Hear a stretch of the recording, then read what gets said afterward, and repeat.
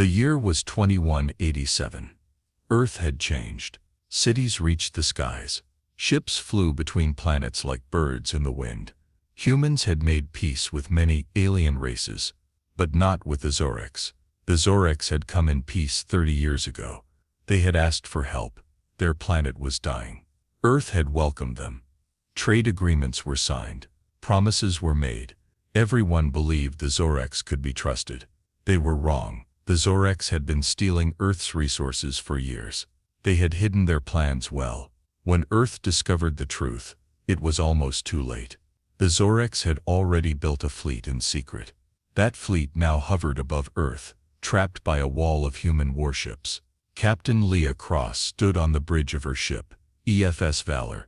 She looked out at the stars. The blockade was ready. Hundreds of ships stood in perfect formation. No ship could enter. No ship could leave. "Status report," Leah said calmly. "Blockade is holding, Captain," her officer replied. "All ships report ready." Leah nodded. She tried to hide her fear.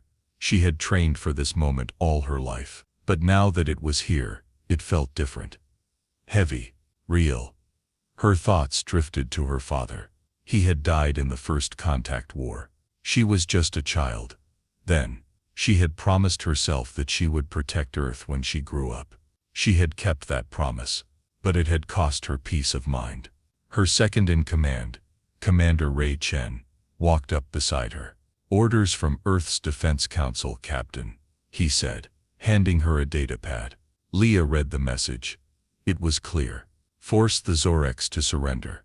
Block every path. If they resist, attack." She lowered the pad and looked at the enemy fleet on the screen.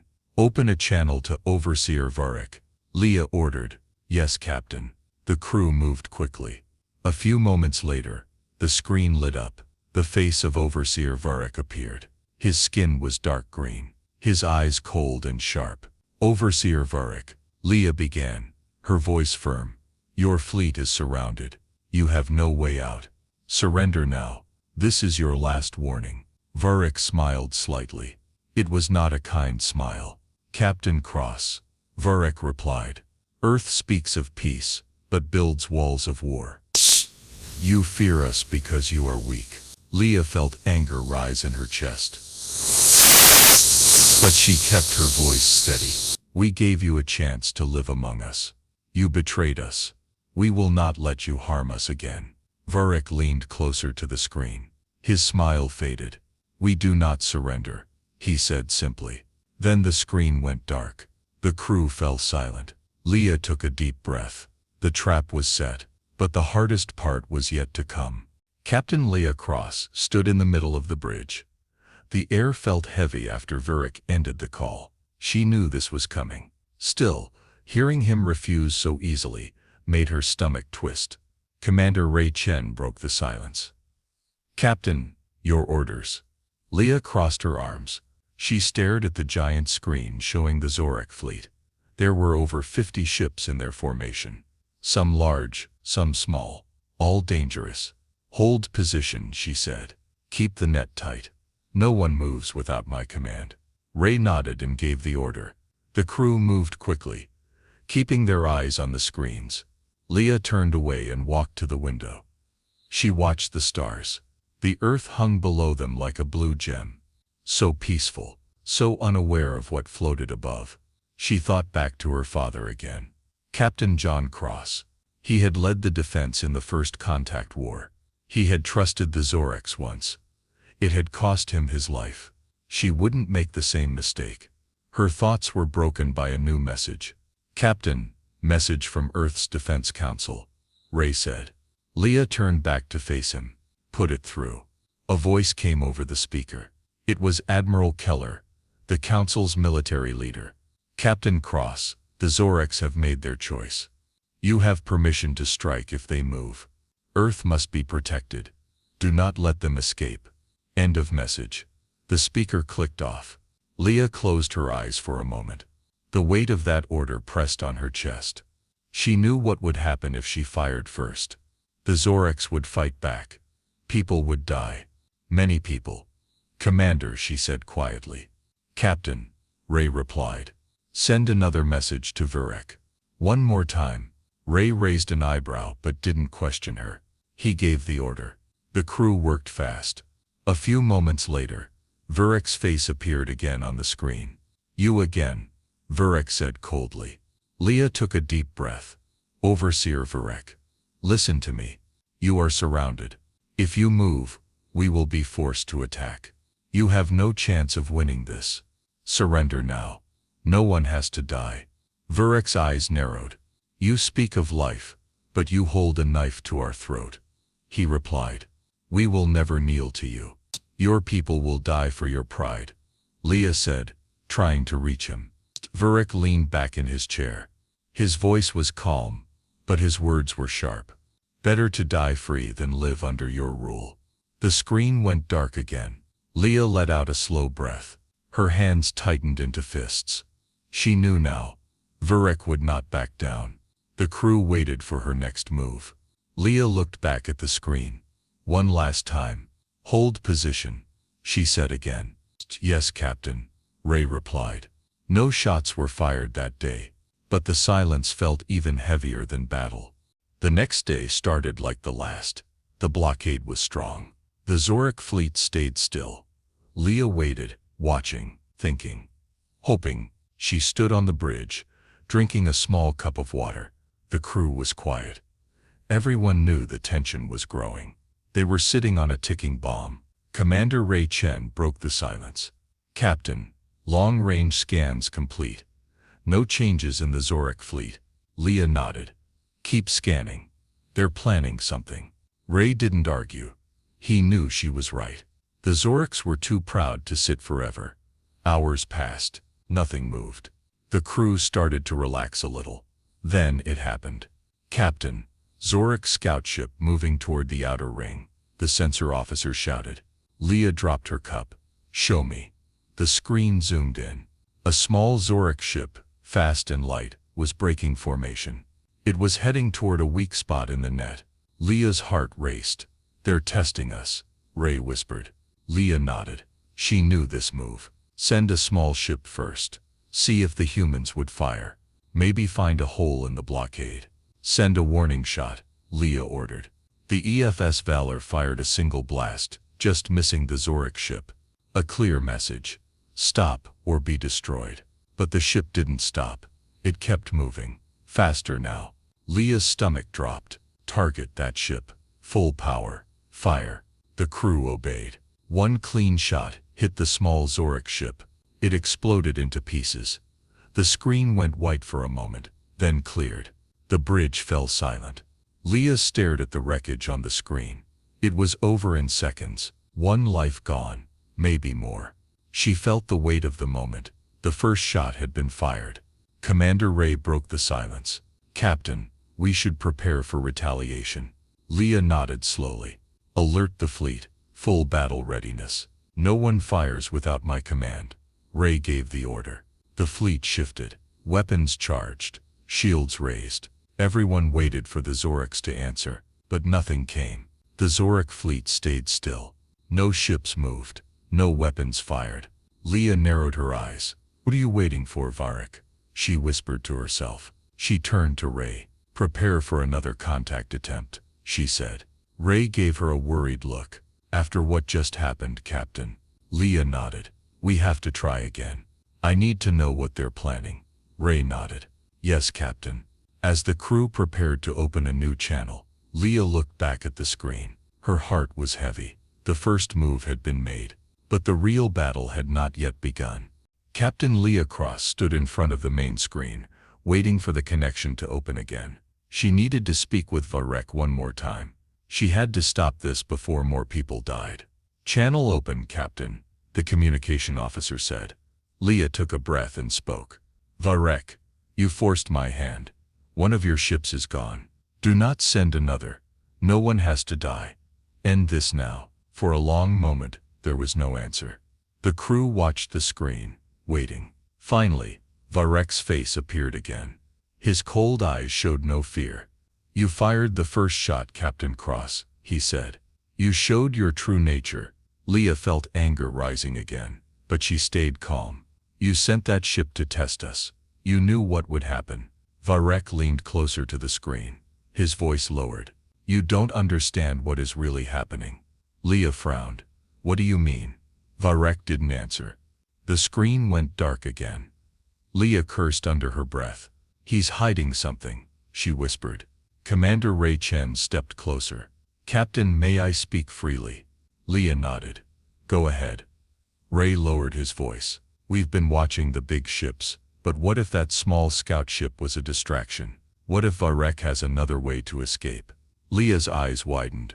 You think he's hiding a jump drive? It's possible, Ray said. If they have one, they could slip past us. Start another war later. We'd never see them coming. Leah clenched her fists. This changed everything. Run a deep scan on their ships, she ordered. Look for energy spikes. Anything unusual.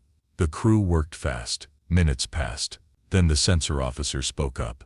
Captain, we found something. Leah turned sharply. Show me.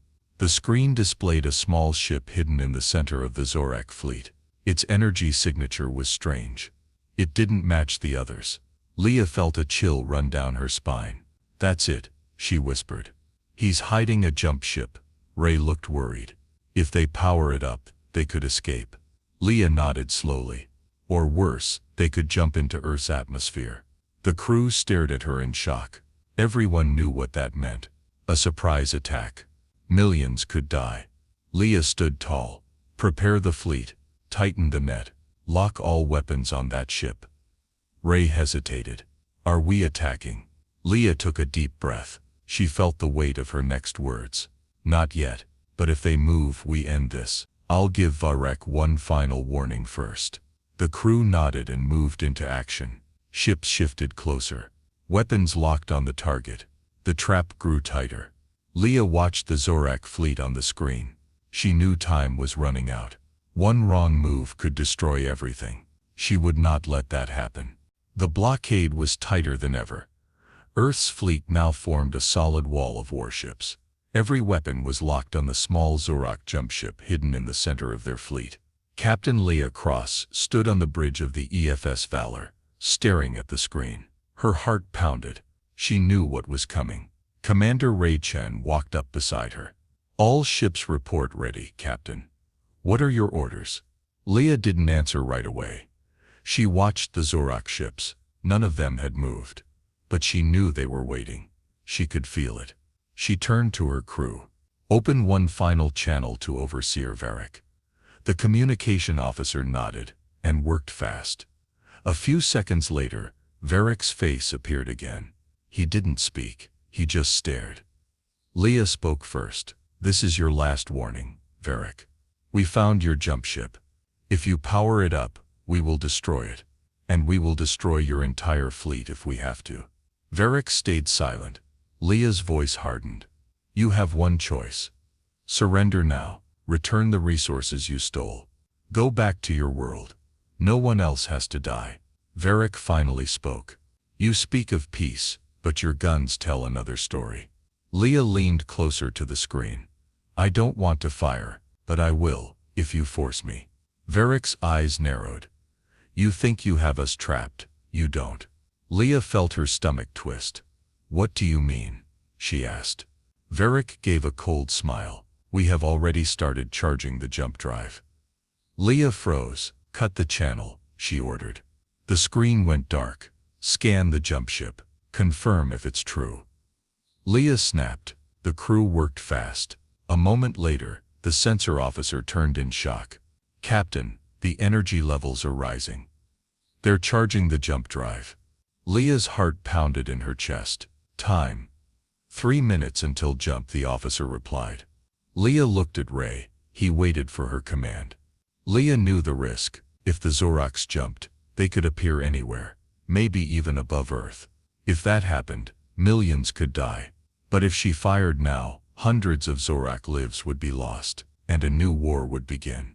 Leah closed her eyes for a moment. She thought of her father. She thought of Earth. She thought of the promise she made. She opened her eyes. Send one last message, right now. The officer nodded. Channel opened, Captain. Leah stepped forward. Varek, stop the jump now. This is your last chance. I won't ask again. Surrender, and I promise you and your people will live. You can go home. But you must stop this." There was no reply. Leah waited. 1 minute passed, 2 minutes. The jump drive was almost ready. Ray whispered, "Captain, they're going to do it." Leah clenched her fists. She felt the weight of every life on both sides. Suddenly the jump ship stopped charging. The energy levels dropped to 0. The crew gasped. Leah's eyes widened. "Open the channel again." Now, the screen lit up. Varric was there. His face looked tired. His voice was low. "We accept your offer. Captain Cross, we will stand down." Leah felt her knees go weak with relief. "Thank you," she whispered. The Zorak fleet powered down. Their weapons went dark. Their ships stayed still. Leah turned to her crew. "Hold your fire. Keep the net strong, but do not attack." Commander Ray let out a breath he had been holding. "Yes, Captain." The battle had been avoided, but it wasn't over yet. Now the hard work of peace had to begin. The bridge of the EFS Valor was quiet. No one spoke. Everyone watched the Zorak fleet on the screen. Their ships floated in place, powered down. No lights, no weapons, no movement. Captain Leah Cross stood still. She kept her eyes on Overseer Varric's face on the communication screen. "You made the right choice," Leah said softly. Varric's cold expression did not change. He sat back in his chair and crossed his arms. "Do not think this is weakness," Varric replied. "I do this for my people. We have lost enough." Leah nodded. "So have we." There was a long silence between them. Finally, Leah spoke again. "You must return the resources you stole. You will give back everything, and you will leave our space. Do you agree?" Varric lowered his head for a moment.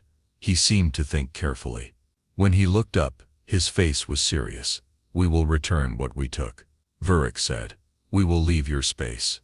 Leah let out a breath of relief.